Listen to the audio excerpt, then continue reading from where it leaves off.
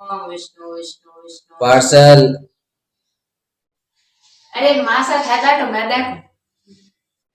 ए जानवो जी महाराज रे छोरी आज तो तीजो डब्बो आई गयो है। इतना डब्बा तो मारे बाड़ी में टमाटर का नहीं आवा जितना तेरी अमेज़न का आएगा। के मंगायो हम बड़े। मासा को रसोई को सामान है थोड़ी ऑर्गेनाइजर मंगायो। ऑर्गेनाइजर ओ भड़के वे पहले तो मारी हूँ धान की कोटी में सब ऑर्गेनाइज कर देती तेरे डब्बे भड़के कर ले। अभी मजा आएगा ना भिड़ो। अरे वाह हम तो सब्जी दया दया कर दी ज्यादा मेहनत की भी जरूरत कौन। ओ बेटा जी हमारे जमाने में नहीं 10-10 किलो कांदा हाथों में काट देता ने आंख में एक आंख तक नहीं आवतो। तू अमी मशीन कांदा काट मशीन सब्जियां काटोड़ी में स्वाद आई गो।